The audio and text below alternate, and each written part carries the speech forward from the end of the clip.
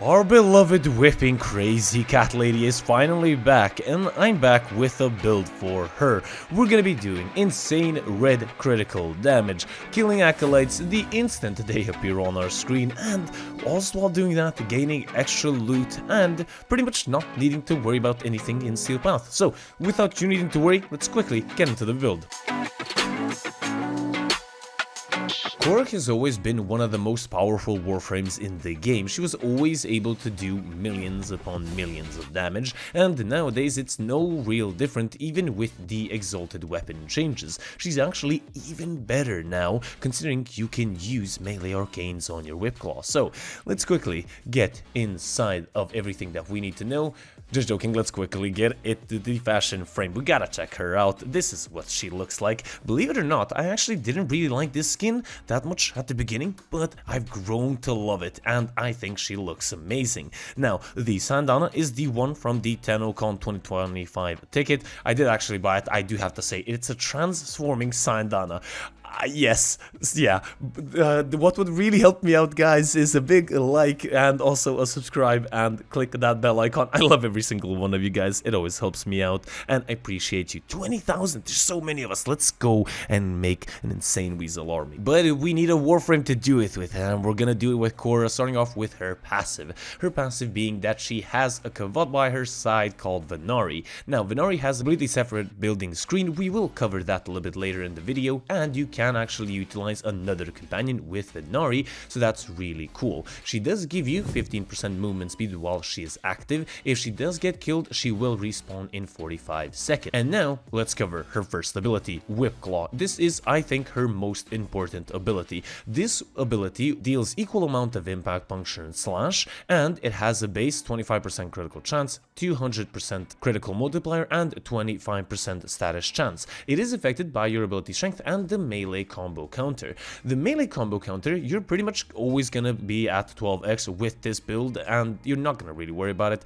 All we're gonna worry about is the build itself. Now, as I did mention, you can actually mod this weapon separately now, and you can actually put on melee arcades, which make this weapon really good, not needing to use a stat stick. What is also gonna help you out is accumulating Whipclaw. This is the augment mod, allowing you, when you hit 3 enemies, you will gain bonus stacking damage on subsequent Whipclaw attacks. This damage is additive to the damage already provided by your ability strength, so keep that in mind.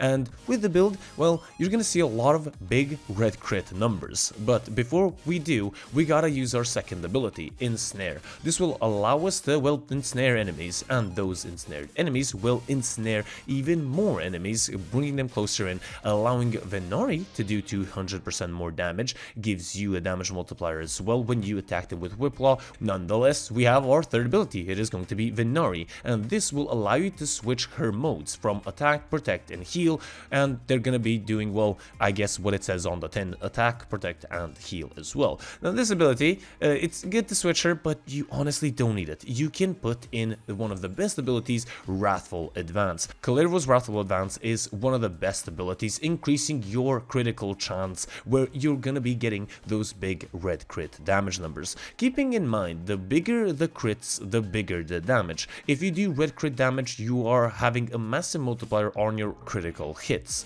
And what's going to help you out with that damage even more, with loot and even CC, it is going to be Strangledome, her fourth ability. Strangledome is one of the best abilities in game. You can place down 2 Strangledomes, which are going to ensnare and trap in enemies, flailing them around and pretty much making them useless. And this ability is going to give you increased damage, of course, for your Whipclaw and non-Whipclaw attacks as well, and of 50% of your Whipclaw damage is going to be distributed to every single enemy.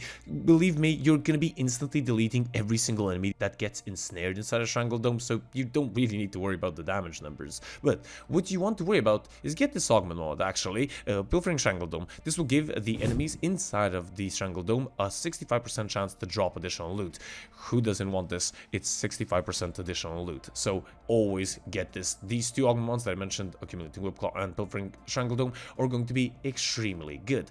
And what's going to be even better is the build itself, and we can see it up on screen right now. This is my primary Khora build. We have Brief Respite in the Aura slot, we have Accumulating Whipclaw, Pilfering Strangledome as I mentioned earlier, Prime Continuity, Blind Rage, Prime Flow, Equilibrium, Archon Stretch, and Rolling Guard. We do have Molt Augmented and Arcane Fury in the Arcane slot, alongside Cunning Drift in the Exilis slot. You can use Prime Sure-Footed. I actually don't use it just because I don't think you necessarily need it. I do get tossed around like a pillow sometimes, but it doesn't really matter when you come back on your feet and instantly delete those enemies that knocked you over. With our Khora, we get our Whipclaw, and we need to see what the modding screen looks like for the Whipclaw, and this is it up on screen right now. We have Galvanized Steel, Prime Pressure Point, we have Viral through Vicious Frost and Virulent Scourge, we have Volcanic Edge for extra heat damage, Galvanized Elementalist, Gladiator Might, Organ Shatter, and Melee Afflictions.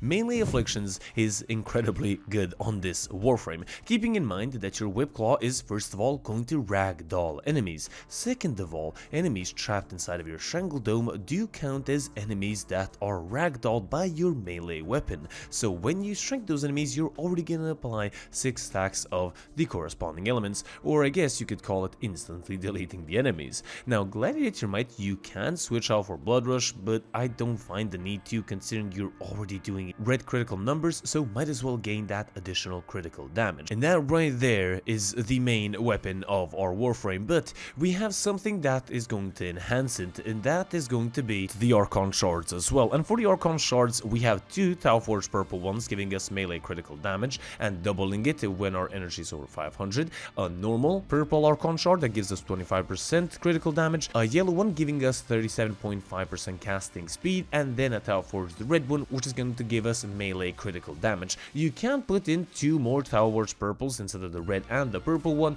but I don't necessarily think you do, but it is completely up to you. If you want to min-max, there you go, you got the option to. Now, to keep that melee combo counter up, we're going to be utilizing the focus school of choice, and that is going to be Nerimon. Nerimon, Power Spike. Power Spike is going to make your combo meter decay instead fully disappear, and if you want, you can utilize Opening Slam. When you slam from your operator into your Warframe, you're going to gain increased melee combo counter, but I personally don't utilize this because you're going to be at 12x pretty much all of the time, because there are going to be other ways of keeping that combo counter up as well. But before that, we want to cover the weapons. Now, for melee attacks, priming enemies is always gonna be one of the best options, either if you're using or not using Condition Overload, and for that I use the Cedo Prime. This Cedo Prime build is good for killing enemies as well, which is for those rare situations where you can't utilize your abilities. The additive thing is where this weapon just is incredibly good at priming enemies with its Alt Fire, with its disc that's gonna bounce around and apply loads and loads of status effects. Second weapon that I utilize, our secondary, is going to be the Epitaph. This is my corrosive heat and shield gating Epitaph. We utilize the auger mods to gain extra shields, and we deal corrosive damage, heat, we have magnetic, we have radiation, and alongside secondary encumber, we're going to be applying loads and loads of status effects really fast. For the melee weapon, I do have the dual Zorin on, and this is the build if you're really interested in it, but you're never going to use it. I use it for movement, rarely for movement, and that's pretty much it. Now, one important thing that we do not skip over is going to be Venari and her claws alongside our companion of choice, because even though we replaced her third with a Wrathful Advance, she is still there. She's still gonna be, active, doing and attacking enemies. Now, this is the Venari build and her claws build. This is the primary build for the claws that I use on almost every single one of my beast companions, because with the build in general, you're going to be knocking down enemies with impact, then dealing magnetic damage, and then stripping away their weapons. So this combination is incredibly good. Alongside the companion that we're going to be talking about, you can sometimes actually just nuke enemies with the amounts of status that you apply onto them. Alongside the really good slash damage that you gain through Hunter Recovery and the base slash damage that Venari does on enemies. And for the companion of choice, we have the Panzerwurppfeile. The Panzerwurppfeile alongside her claws